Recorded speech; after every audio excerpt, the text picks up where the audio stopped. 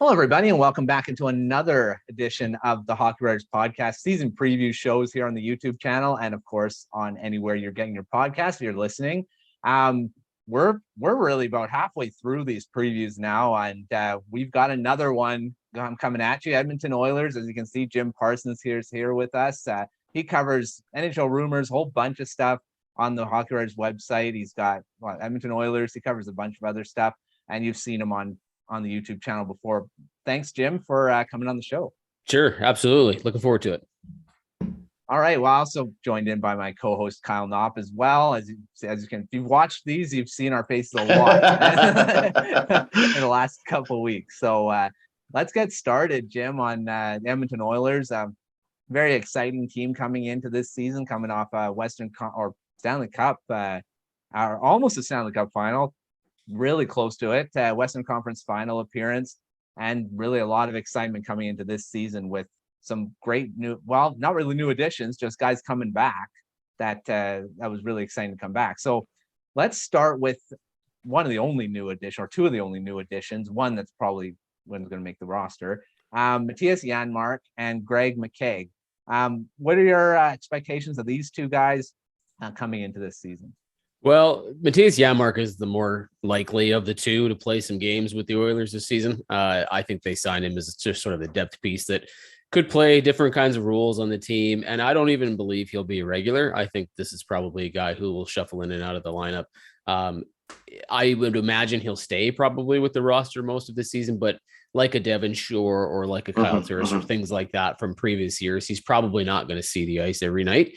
But he does have some pieces. He is a depth guy. He's got some experience. So I expect that he'll probably get slot rolled into certain places. If there's an injury or something like that, I would assume that he'll probably fill in. As far as Greg McKegg goes, I don't anticipate we'll see him very much this season. He's a guy that, unfortunately, there's a slight risk involved. If you send him down, he's got to clear waivers. But I don't assume that anybody's going to probably pick him up. So he's probably a safe waiver wire claim if you can put him down there and he'll spend some time in Bakersfield. Something would probably have to happen. I think there's a future for him, but I just think this is the season where the Oilers are very deep. Yeah. They've got a lot of guys coming in on PTOs. Their top nine is pretty solid. It's just a matter of shuffling around their right wing. So I don't see a real slot for him. Something would have to really go sideways for him to get a really solid look, but I do believe there's potential for him down the road. Yeah, absolutely. I mean, I love the Devon Shore call out for Mattias Janmark. I think that's going to be a very similar role to what he ends up playing this year. And, good veteran piece, but more of a filler this season. Yeah. And I think he knows that too, right? I think he's coming in on a team where he understands what his job is going to be. And it's probably not an NHL regular every night. So I think he gets it, and I think he understands that, and he's probably cool with it. Yeah. Oh yeah. I'm sure he would be playing with that lineup over there. Absolutely. Well, let's talk about a guy who found out he was cool with it playing with McDavid last year. And that's Evander Kane, who in 43 games had 22 goals and then lit up the playoffs with 13 more. So what do you expect in a first full season with McDavid from Evander Kane? How out on a limb should I go here? I would love to hear it. 45. I think 45 goals this season. And I think he could do more than that if he stays healthy. The key being also that McDavid stays healthy, right? I think these two, if working together, because that's a tandem that you're probably going to see most nights. Another comment I made earlier where something would have to go sideways. Something would have to go sideways for these two not to be played together. No matter what combination you slot in here, whether you have a trio on your top line that you really like, or you just go pairs, I think McDavid and Kane are the pair that you have on that top line, and then you figure out who else goes with them. So that's a duo that we're going to see some major chemistry with. They've already proven that they have it. If both stay healthy and he plays a full season, 45 is not out of the realm of possibility. No. He could even creep close to 50. It's hard to get 50, but so I won't go that far and say that he's going to get 50, but I wouldn't be shocked if he gets 45. And I think my hope here, off ice related, is that this is a year where he really kind of settles in and people look at this and go, we were worried for nothing. Here's a guy that signed a 4-year deal. Now he's comfortable. Now he's got all this money. His grievance case with San Jose is figured out. He has every right now to get lazy and do what Evander Kane does. I think that if he figures it out and he's just happy being here, that's not going to be an issue.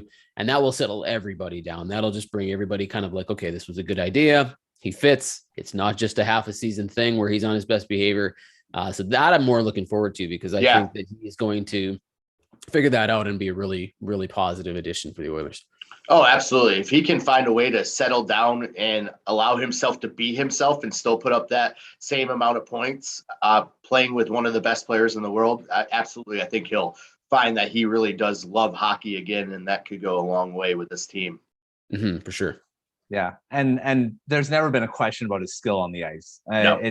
It's always been there. And it's just that other stuff that creeps in. Yeah. I mean, look what he did in San Jose when he wasn't even happy. Yeah. Right? Yeah. That's a team that didn't want him at all. He didn't necessarily want to be there. He still was their highest scorer. So when he's not playing at his top level, he's still pretty good. So you put him with McDavid or Draisaitl and you keep him in your top 6 for an entire season, it's going to be good. Yeah, absolutely. Well, let's talk about a guy that also came in last season as a big free agent, Zach Hyman. Had a career year, 27 goals.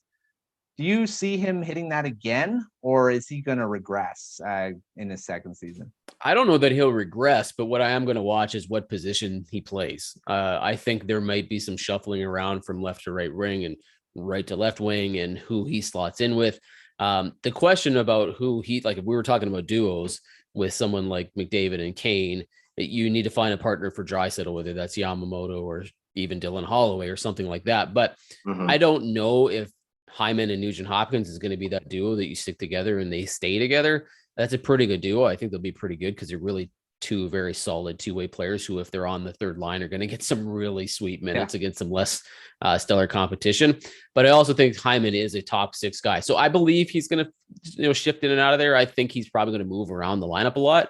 And if that happens, there is the potential that it's going to take him some time to just sort of figure out a new line mate, or maybe he's hot and cold and things like that. But he's solid. Like he's absolutely going to be a reliable guy no matter where you put him. And he's going to give you a ton of solid minutes, even if he's not necessarily scoring.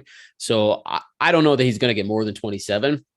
He certainly could get 30, but he could also get 23. So I'll say it's probably pretty close to what he did last season. Is he's probably going to do that again. Yeah, I see him landing somewhere in that mid 20 range. But like you said, if he does end up on solidified in that third line role, I mean, that could lead to more offensive opportunities just based on not facing that top 6 competition night in and night out. Well, and you got to think he's going to play power play minutes too, right? Like also he's one of those guys that's going to get in front of the net. He's going to be a regular on the first unit power play. So even if he's on the third line, 5-on-5, he's going to be on the first unit power play. So he's going to get a lot of gravy points for that too. Yeah. Absolutely. Well, let's move on to another polarizing figure, someone that, as you mentioned, being hot and cold has been, but a little more on the inconsistent side than Hyman, and that's Jesse Puljujarvi. And I want to get your thoughts on where he fits in this lineup. Is there a future for him in Edmonton, or do you see him getting traded at some point this season? Well, the talk is that if there's a trade, he's the likely trade candidate. But Ken Holland did a press conference today for the Oilers, and he made it sound like there's no trade coming. I think that they're going to play with a short roster. I think there might have to be a deal if he can't get it figured out and can't get Ryan McLeod signed. They're going to have to make some kind of a move. But if he's going with a 21-man roster, then I don't believe he's trying to trade Puljujarvi. And I don't think he's going to dump Puljujarvi. I think you've got a solid player that you believe in, and he just needs to have a consistent season. The question for me, if he sticks around, is where he plays, because there's going to be that debate about putting him on the top line and having him be the third on the Kane and McDavid trio, or sticking him on the third line and making him work his way up. Because the debate at the end of the last season was that he felt, I don't know if these were out of his mouth or somebody else or his agent or whatever, that he sort of felt entitled to the idea that he was a top 6 guy, even though he hadn't consistently proved it. Yeah. The analytic numbers support that he's a pretty good hockey player, but he was inconsistent. So if I'm Jay Woodcroft, I'm getting Puljujarvi to earn his spot. Come in here, get really good on the third line, show that you're going to, and then move you up, because there's an opening on that first line. And but if you go first line and you don't light it up at the beginning of the season, you're demoting him and probably crushing his confidence. So I would be concerned about that if he's playing for you at the start of the season.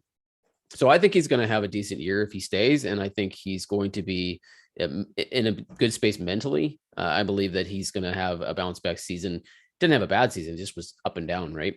Really hot start. Then he got injured, had COVID, didn't go well for him at the end of the year, and Kyler Yamamoto sort of supplanted him there. So I think he'll have a solid year. I don't know if he's staying. I mean, the money has to work out somehow, and he's making some of it, and maybe a team will take him for nothing, but I just don't see Holland dumping him for nothing. Yeah. So No. it'll be interesting to see where this goes.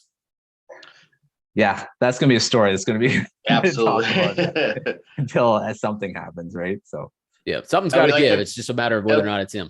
Yeah, it'll be like the next JT Miller saga, right? Is he? Will they? Won't they? Yeah, well, we've been watching it all summer, but it's just a matter of what else can you do if you're Ken Holland, right? Because you don't want to dump him, right? But you might not have a choice as you get closer to camp here and the season. You got to move money, like you just have to. So yeah. And McLeod's going to be a big piece of that future too. Yeah, I believe so. I think he's going to really be a really solid player. And I think if he ends up signing a 1-year deal at around $900,000, that may be one of the better value deals in the NHL this season. Oh, absolutely. Absolutely. Yeah, for sure. Well, let's move to a guy you kind of mentioned briefly, and Dylan Holloway. He played 5 minutes in the playoffs there? Like 2 shifts or something. Yeah, not really much. But he has a chance of making this roster. Do you see him as a full-time NHLer this season, or does he play a lot in Bakersfield? Well, here's the deal. He has to start in Edmonton. He's going to be on the opening night roster, because if you don't do that, the salary cap bonus on his contract, if you call him up from Bakersfield, is massive. It's like twice what he gets on his entry-level deal. So it's a major cap concern for the Oilers if they don't have him on the roster to start the season. That said, he might play 1 game and go down. That could be the situation for him. But I believe they're going to try to put him on this team. He's played really well in Penticton in the Oilers camp here. He's a guy that looks to be healthy. He feels good. His wrist is good. He says he's ready to go. And he was the best player in that entire camp between like the Jets, Canucks, Flames, and Oilers. So, and it's just one of those camps. You never really know what that's going to mean. But there's an opportunity here for him to play in the top 6. But Ken Holland did say that if he's not in the top 9, he's not playing in the NHL. They're not going to put him on the 4th line and give him 7 minutes. They're just they'll put him back in Bakersfield. They'll let him get a bunch of shifts, a ton of minutes. And then when something's needed, they'll call him back up. So I don't think he plays here all season, but if he wows, he's going to get his 9 games or whatever the case may be. And we'll see, but there's an opening here and he could get it if he continues to play well, but all season, I'm not really sure. Yeah, I can agree with that. That's going to be, I mean, like you said, he's going to really have to prove himself to be there. But there is that chance, there's that opportunity, and you never know what these kids can do when they're presented with that. Yeah, with the depth the Oilers have on forward, he's in a different situation than a guy we'll probably talk about, like Philip Broberg. Dylan Holloway has to make this team. Like he has got to be good enough to make the team and be chosen. Whereas Broberg necessarily doesn't. He has to work his way off the team. So Holloway really has to impress. And I think he's done so far, but we'll see if he can keep it up. Yeah. And you mentioned some guys coming over on PTOs, and this one guy is coming over to not only make a case for himself for the Oilers, but just back in the NHL in general. And that's Jake Virtanen. And so I want to get your thoughts on, does Virtanen have a legitimate shot at making this Oilers team, or what is this PTO going to do for him moving forward? A short answer, I think no. I don't think Virtanen makes this team for a number of reasons. One, I think the Oilers have brought in a few guys on PTOs simply to get through preseason. They have 5 games in 8 days, right? Yeah. And there are rules about how many veterans you have to play in a preseason game. Virtanen qualifies. Jason Demers qualifies, right? So you can put these guys in and rest your heavy star veterans without overplaying them.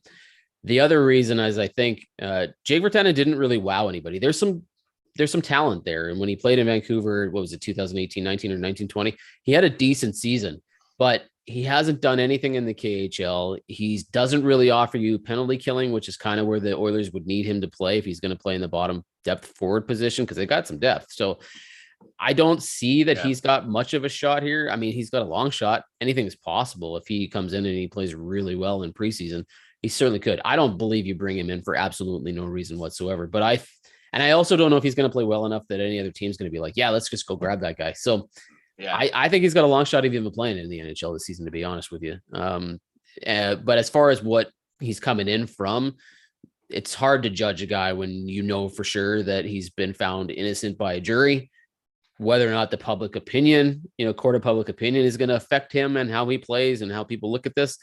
I don't think the Oilers have an issue with it. The fans certainly do in some cases, but I don't know if it'll matter. I don't think he's going to make this roster.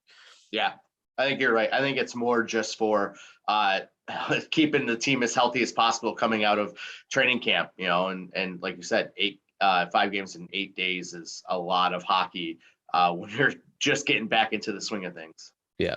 Yeah. The last thing you want to have is this lineup where anybody major star get hurt in the first 5 games before the season even starts. Yeah. Yeah. Yeah. And I don't think Virtanen would have got as much press if his off ice stuff. I think it would just kind of flew under the radar if that other stuff wasn't happening. But well, there were a number of teams interested. We heard I know of at least 2, Calgary and Washington were talking to him. I think there were probably more. So there were interested teams, but there was also talk that he wasn't going to come to Edmonton, and then he did come to Edmonton. So maybe everything else fell through. Yeah. So it's hard to know really how much legitimate interest there was in him. Yeah, true. We'll see what happens there. All right. Well, let's talk about this forward group as a whole. They're pretty strong, obviously having 2 of the best players in the world on the team. Where do you see them kind of matching up in the Pacific Division this year? In the Pacific Division, they might be the best in terms of I know that's going to sound biased because I'm an Oilers guy, but if you look at their top 6, really it's a top 5. It's Connor McDavid, Leon Draisaitl, Ryan Nugent-Hopkins, Zach Hyman, and Evander Kane. There may not be a better top 5 than that in the Pacific Division. It might be top 3 in the NHL. It's just a matter of who the 6th person is that you're going to put in there. But there are some teams. I still think Calgary's got a really solid roster at forward. There's a lot of teams with some really solid players, but when you're talking about 90% or 85%, whatever that number is, 5 out of 6, that's a solid top 6. So I think that you're going to be in good shape if you're having those guys on the ice most of the time.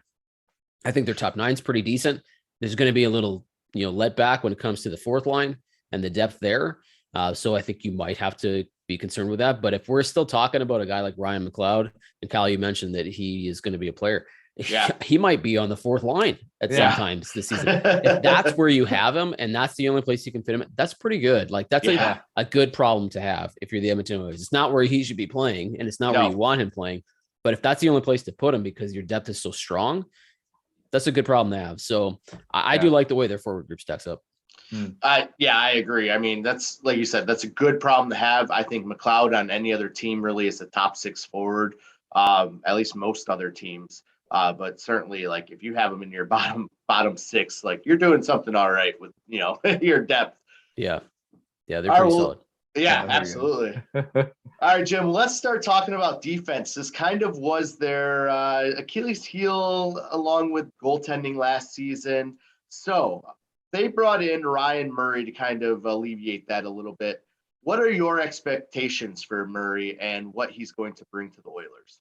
I don't really know, to be honest with you. I think he's going to probably be a regular. If they go, because Woodcroft has a tendency to play extra defenseman. Yeah. So he could get more slots 11-7 on. Guy. He could get that 7th spot on a regular basis. I think they needed to make sure that they had some insurance in the bottom pair, because you've got Kulak now taking a much bigger role in the second pair than he had done before.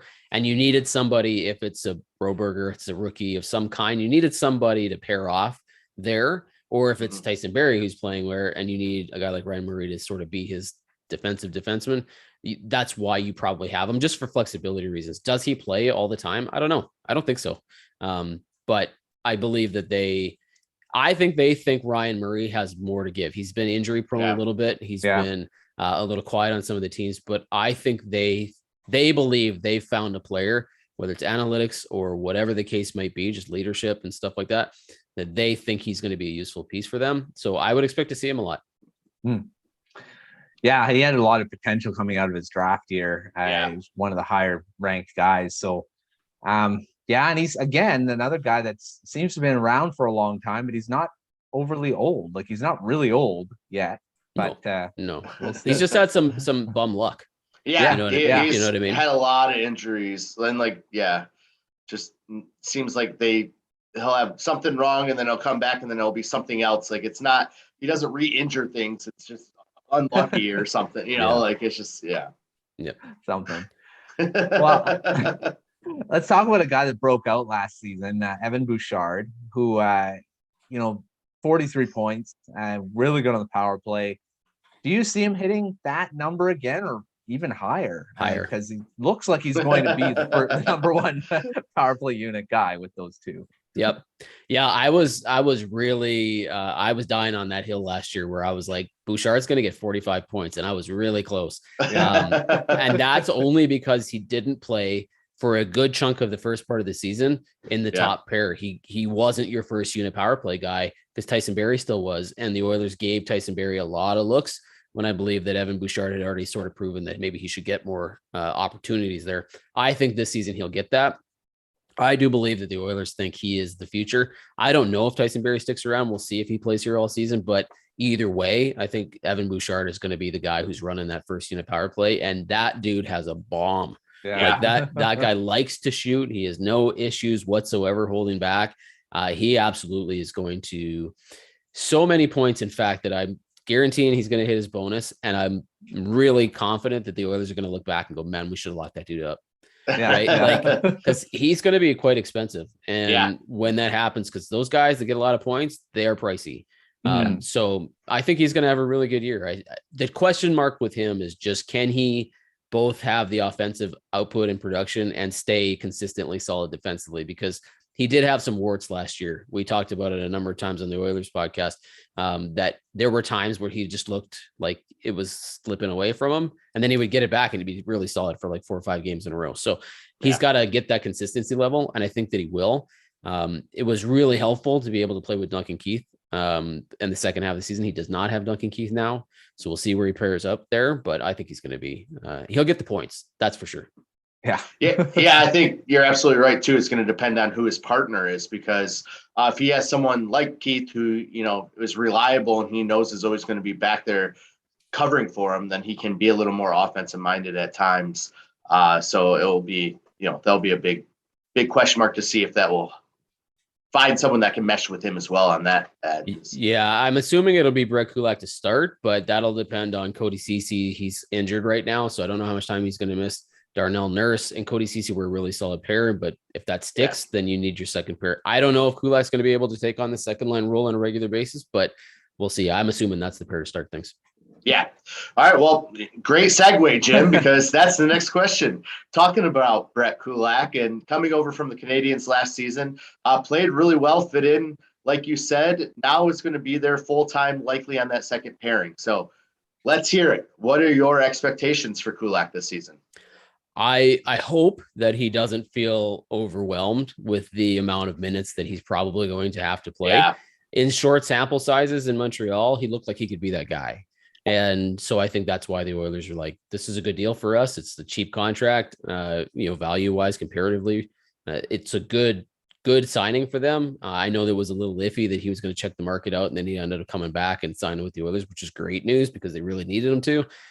I'm not sure that he's going to be your solid second pair guy all year.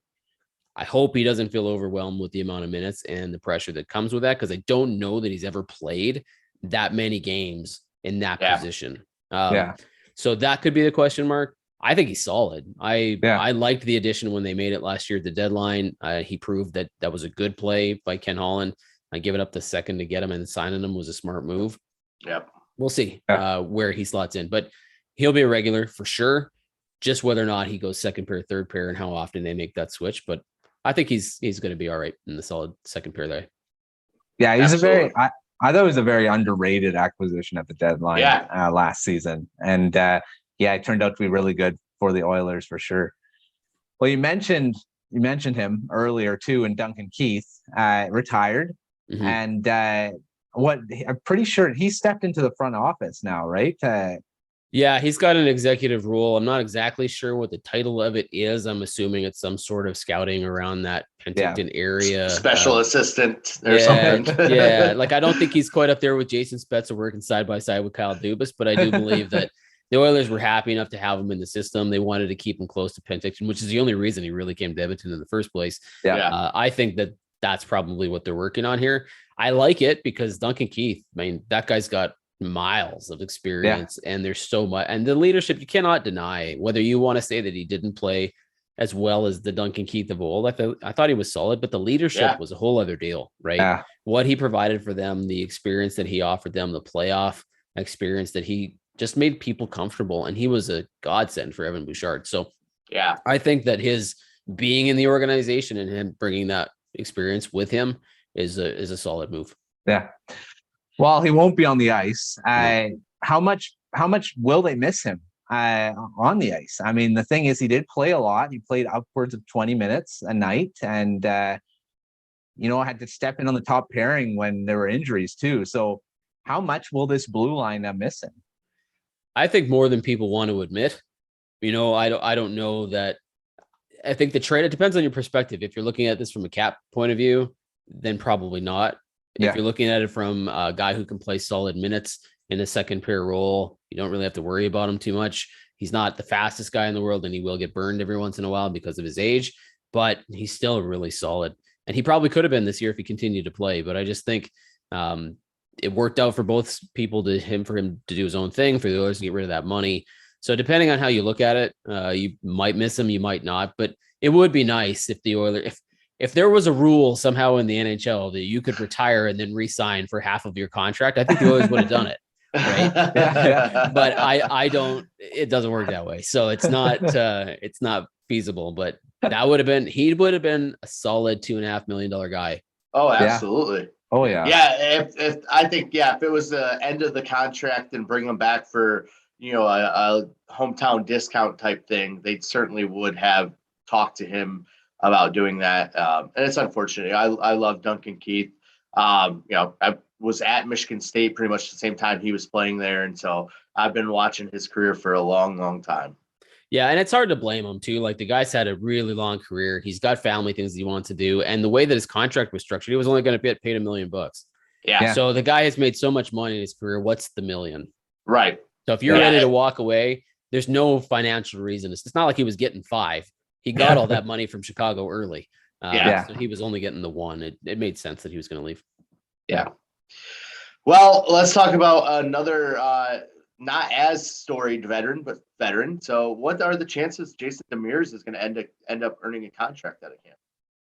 I think it's probably better than Jake Virtanen, but I still don't know that Jason Demers is going to be on this team. Now, there's a couple things to consider here.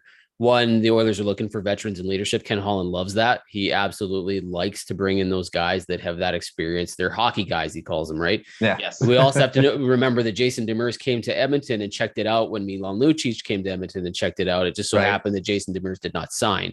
So there were talks at that point that he was interested in the Oilers and the Oilers were interested in him. Now, different management, things like that, but maybe they're revisiting this. If the Oilers need the depth on defense, if they have a guy who's willing to sign a 2-way deal, I don't know. There could be a lot of pieces that need to move around here for this to work.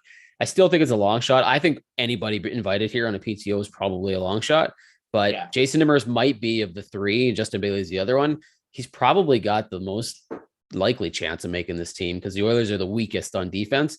I just don't know what else he's got in the tank. So it'll be, but they may not care so much as long as he's providing other things, right? If he's giving you the leadership, the ability to fill in on a partial night to night basis, and he's okay with it. It makes sense, I guess. Yeah, and like you said, Woodcroft likes to run that 11-7, so he could be one of those guys that rotates in as that 7th D, kind of be like that experience and just kind of extra coach on the bench like voice. Yeah. And you have to remember, some of this isn't player related. Some of this is financial related. Yeah, right? Also true. It's just only so much the others can do when they have no room as it is. So they might want to sign a guy like Demers, but they might not have a choice. They might not be able to. Like, can we pay you under next year's contract? Yeah. Do you mind working for Canadian Tire money? Lots of gift cards. That's right. All right. Well, you mentioned about the forwards being a top 3 in the NHL. So obviously the top in the Pacific. What do you think about the defense? Where do they kind of match up in this division? Well, I think it's not weak. It's not as strong for sure. It really depends on how you look at Darnell Nurse. If you think he's a top guy, which a lot of people in Edmonton do, but he had injury issues last year. He doesn't play your power play, so he doesn't get the gravy points a lot of the top guys get. So he has to do other things to really stand out. He's got to be really solid defensively. He's got to be really aggressive. He's got to, be a physical force even though you don't necessarily want him to fight because he's good. I just don't think he's going to get you 50, 60 points, and he's probably never going to get you that if he doesn't play the power play. So he's always going to be judged under a different lens. But they're pretty good. I think they're well-rounded. I think they, as a unit, will work well together, but they just don't have that top level 1 and 2. It's just, it's not really, it all depends on what Evan Bouchard turns into. And it's still really early in his career, right? I think Darnell Nurse is going to be solid. I think he'll be more like the previous year than he was last year, because I think and he was really good, and people have already overlooked that. They're just worried about the money, the 9.5 or whatever he's getting paid. Yeah. But I think they're good. I just think that they have a couple holes there where they might not at forward. So I don't know where I'd slot them, between the Pacific Division, if they're second, third, or whatever, right in the middle of the pack for me. Okay. Yeah. I could see that. All right, let's move over to goaltending. This definitely was one of the low points of the team last year. Mike Smith played his heart out, but at 41 years old, I believe he just couldn't quite get it done. So now the Oilers have picked up Jack Campbell from the Toronto Maple Leafs. What are your expectations for Campbell, and is he going to be the goalie that finally puts the Oilers over the top? Yeah, I have high expectations, high hopes for Jack Campbell. I think he's solid. I think he knows how to play in a market where the spotlight is on him like crazy. Yeah. He seems totally cool with it. Like he's like a Hyman before him. His personality is just off the charts, right? Yeah. Like people just absolutely love this dude. So I think the Oilers will play for him. I think they'll really work hard in front of him because they just like him so much. Everybody seems to like him that much. I think he's a solid goaltender. There were some missteps in Toronto, but it's hard to be perfect in Toronto when everybody's watching you like that. But to be fair, I will say this, Kyle, I think the Oilers goaltending in the last couple of seasons was better than a lot of people think. Yeah. But it's also a little bit of luck, right? Like Mike Smith was a trooper. That dude was competitive, maybe more than anybody else. Yeah. But you're right. He was injured. He's older. He cannot give you that consistency that you're looking for. And it was time to bring in an upgrade. I think Campbell is an upgrade. Yeah. Koskinen leaving and going playing internationally. And then, Smith being on LTIR. Here's what I really like. And I don't know if we're going to talk about him, but Stuart Skinner as a backup. I like that dude too. I think that this is a guy who is going to get 25, maybe 30 games, which is helpful for Jack Campbell. So he doesn't play more than 55. Cause I think that's where it fell apart for him in Toronto when they overplayed him. Yeah, it's a struggle, right? Yeah. So if he can play 50 to 55 games and Skinner can get in 30, that's a great combination. I like it a lot. I think Campbell will be good though. Yeah. Oh, I agree. I loved the signing for the Oilers when it happened. I thought they certainly made huge improvements to their goaltending and defensive core just by getting Campbell. And I think you're right. I think it's going to be like a Hyman situation where you're going to see him really just shine and really kind of take to this new market in Edmonton, leaving Ontario, moving over to Edmonton. And, I think Campbell's going to be awesome. And like you said, you brought up Skinner. He's going to be pretty good. And I think that's going to make a pretty good tandem there.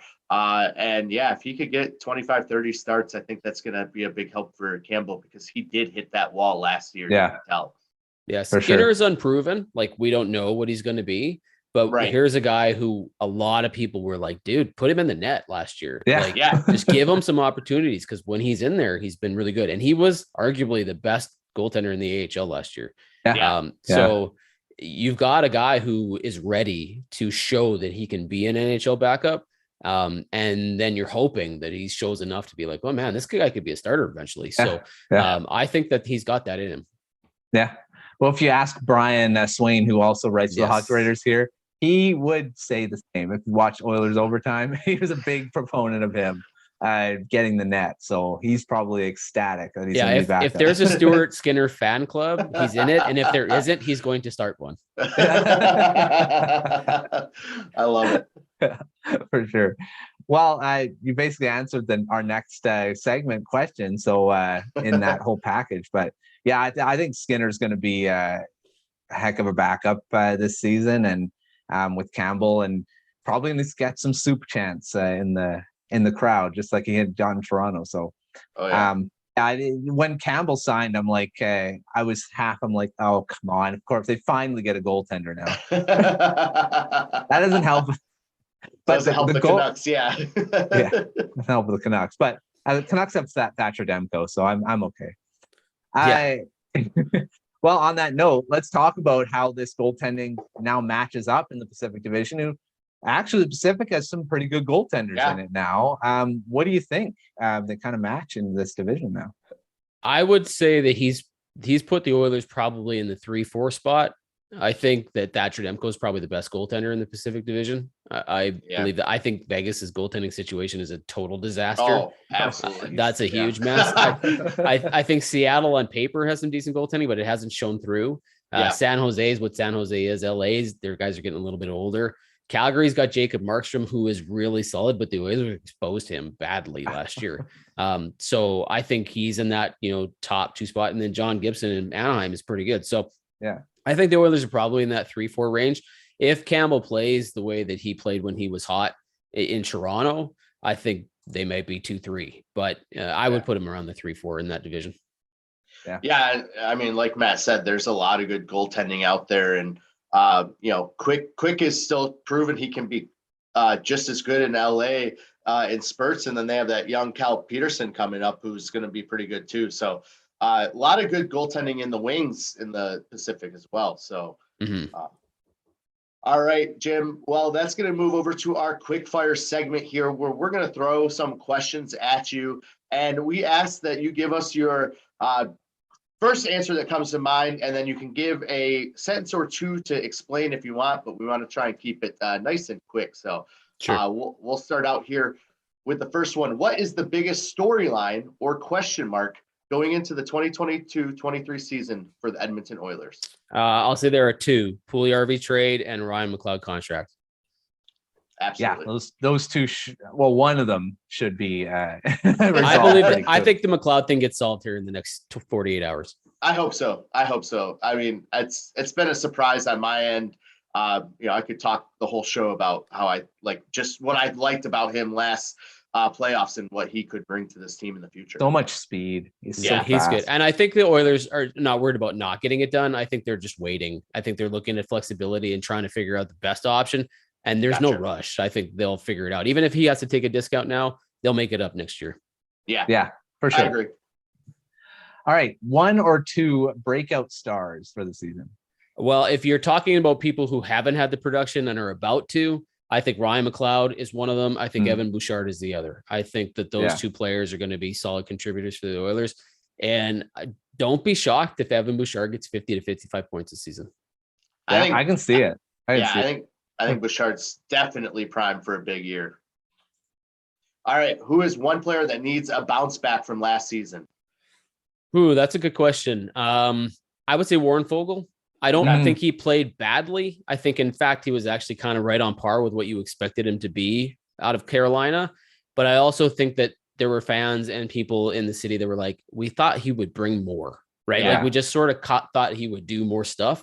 I think he's solid, but I just think he didn't necessarily get all the opportunities, and he gave you exactly what he was always giving you. So he stayed on a straight line. I think they wanted just a little spike and it didn't get it. So I'd say Warren Fogle. Okay. Yeah, it's a good one. All right. One player that could be an X factor this season. Could be a player, or it could be just something with the team. Jack Campbell. Campbell. He's the guy. If he plays well, this is a really good season for the Oilers. If he doesn't, and you have to put this all on Stuart Skinner, it's going to be interesting. Very long season. or the Oilers are going to have to try and win every game 10-9. And maybe they can, but I don't think that's what you want to do. Yeah. It would be fun for us casual Oilers fans, not so much the people covering them, right? Yeah, we had some whoppers in the playoffs. Oh my gosh. All right. Who is one rookie or prospect that could surprise and make the roster out of training camp? Dylan Holloway. I think there is a very big future for him. I think there's a lot of expectation, but not so much that he's necessarily going to feel the pressure of that expectation. I just believe that the Oilers think that he's going to be something. And I think a lot of people think, I mean, I remember back to Craig Button saying that guy was NHL ready 2 seasons ago. Yeah. So if that's the case, and he is as good as a lot of people think he could be, if he plays, I think he's going to produce.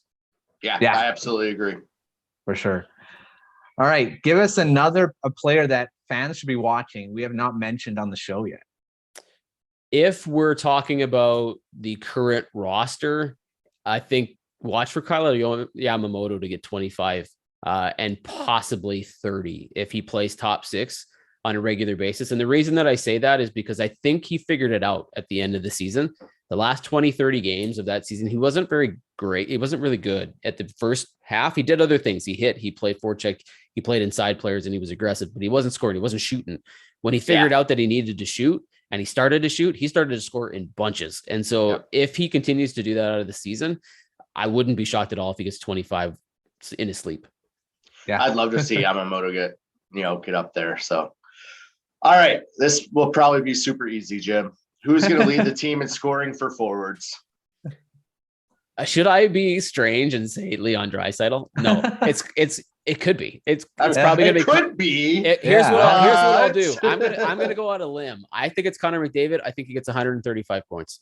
Okay, there we go. I like so that. I put myself out there, and there's a really good chance I'm going to be wrong. But I think he gets 135 points, and I think for production-wise, offense, I think it's going to be a flip-flop between Tyson Barrie and Evan Bouchard. It just really depends on how many minutes they choose to give those two guys. If they start the season with Barrie at quarterback on the power play, he's going to score. If they started with Bouchard and they keep him there, he's going to score a bunch. So that's who I think production-wise is going to be. I think Darnell Nurse is going to have a rebound season to be your best all-around defenseman. But for scoring, I think it'll probably be Evan Bouchard. Bouchard or Barrie, depending on who gets the more PT or power play. Yeah. PPT. Yeah, I'd say Bouchard probably will. I think Bouchard. Well, especially if Jim's predicting 50 to 60 points for Bouchard. No, but well, keep in mind Tyson Barrie did it. He led the league in defenseman and wasn't voted for the Norris. He didn't get a single ballot vote for that, but he was the highest scoring regular season defenseman just a season ago, right? So yeah, he still got it. That's true. Bring up very good point.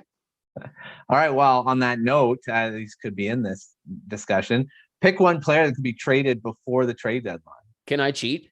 Yeah. A tiny little bit. I think it's the first round draft pick of the Oilers this year. Okay. Because I say that because they have not traded their first round draft pick in like forever, right? They are the one team, maybe a couple teams. He has not traded a first like in forever. He's kept all of his first round picks. In fact, at this Penticton tournament, 4 first rounders were at this thing. I think that's like a record for the Oilers. But I believe this is the year that if they're in this and they're pushing, and they want to go past the Western Conference Finals, I think he goes all in. And I think he trades that first round pick. So that's something that he has not done in the past. And he's going in sometimes, but never all in like that. Yeah. And I think he will this season. I like that. I like that. Good one. Good adjustment there, Jim. On the fly. I love it. All right. This is a fun one. And you've already given us a couple on this show. So I'm excited for this one even more now. What's one bold prediction or hot take for the 2022-23 season for the Edmonton Oilers? I think we're going to probably, if we're counting playoffs, I think we're going to see another Calgary Flames and Oilers matchup. And my bold prediction is it's even more entertaining than the last time. Oh, it's only more entertaining than that. Yeah, that's because we had the Matthew Tkachuk stuff all over the place. Like Johnny Guerrero was really good, and it's a very different team. Yeah. But I think that Calgary feels like they got something to prove, even though those two guys aren't on this team anymore. And I think they've got a better defense with Mackenzie Weegar there. Absolutely. And I think Calgary wants to play Edmonton again. And I think Edmonton wants to beat them again. And for sure, I think that'll be a very entertaining series. I believe it'll happen. Yeah. That'd be so much fun, especially if it could be a Western Conference final. Like that would be so much fun. I doubt it will be, but even the second round would be good. But man, could you imagine? Yeah, it'll be good. That was probably the funnest series to we did our post game shows after that one. Jeez, that was all right. Well, we've talked about it a bit here, but where do you see the Oilers finishing in the standings? Will they make the playoffs? And if so, how far do you see them going? In the Pacific, I'm actually going to call it and say I think they'll be first. They might be second, but I think they'll win the Pacific Division. Yep. In the standings, I think they're top 5. I would normally call them a top 8 team, but I think they're better. I think they were improved, so I'll put them in the top 5. And that might be a bold statement, but I'm going to stick them there anyway. And then what was the last question? How far did they get? Far? Yeah. Well, look at it this way. If they don't go at least one round in the playoffs, it's a massive disappointment. So I think they're going to get to the Western Conference Finals again. If they can find that other gear, if everybody's clicking, wouldn't shock me if they're in the final. Do they win it? I don't know. There's pretty good teams in the Eastern Conference. So maybe not, but I think they're going to shoot for it. It wouldn't shock me if they're a top 4 playoff team again.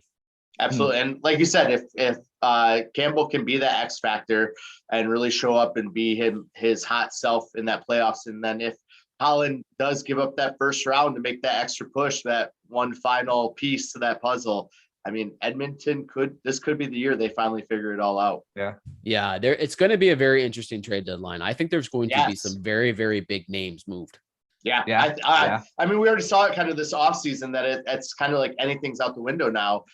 So if there's a team that can make a push and they can put something out that's good enough, especially with how heavy and deep this upcoming draft is this year, there could be some teams that could put some really enticing offers out there for some guys you might not expect to be traded.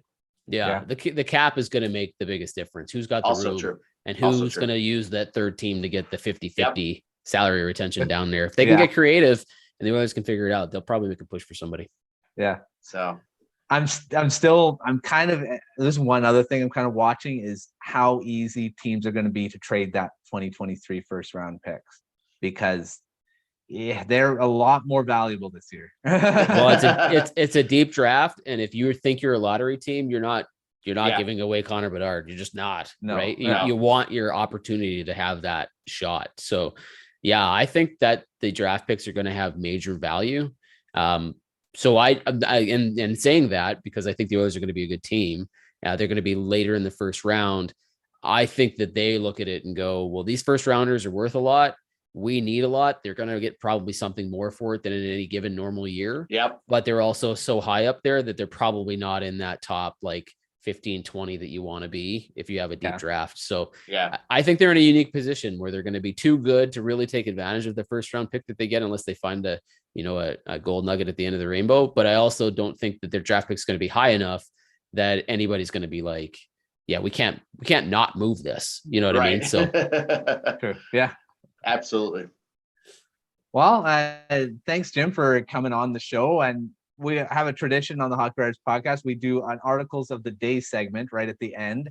We're not going to give our picks, but we're going to let you pick one from the Oilers writing team or your own to feature on the podcast here. Well, I'll be honest. I tend to cover more of the Oilers stuff because I am an Oilers fan. I'll probably go, Colton Pankey wrote an article, the 4 major questions going into the season for the Oilers. And it's pretty good. I mean, we talked a lot about some of that tonight on the show. He talks about Ryan McLeod. He talks about if the PTOs are going to work. So it's a pretty good, well-rounded kind of coverage of some of the major issues going into that. So I would recommend people check that one out. Sounds good. Colton's been on fire writing a bunch of for the Oilers and the Flames. So check out. His name is a lot. He was on our Flames show, the preview show. So yeah. And every once in a while he pops up in there for Vegas too. Yeah, that's true. Yeah. He's all over the place. He's got the whole West Coast covered. Yeah, no, he does the news and rumors for a few teams. I think he do Boston as well. Might be right. I don't remember now. Yeah, well, but he'll be a guy in the know. Then you got to talk to him a lot this season. Yeah, that's right. There you go. Got to get him on the podcast. Yeah, more often. Same thing with you, Jim. We got to get you on more often too. Yeah, well, you know what? I'm looking forward to getting back to talking about the Oilers again. I know we took a break during the off season, and we haven't really done that show while people are just sort of relaxing and getting ready. But I'm psyched to get that show going again. Yeah, Oilers overtime coming back, so look out for that. All right. Well, again, thanks, Jim, for coming on the show, talking Oilers, previewing this upcoming season, which is going to be very exciting for the Oilers, for hockey fans in general. We always like hockey back. And it's all just around the corner. And we're recording this. It's just on the heels of, well, not heels, but almost the preseason. First day of fall today. Almost there. So if you're watching, you could be watching this when the preseason's already going on. But it's just around the corner. So thanks for watching for another preview show at the Hockey Writers podcast.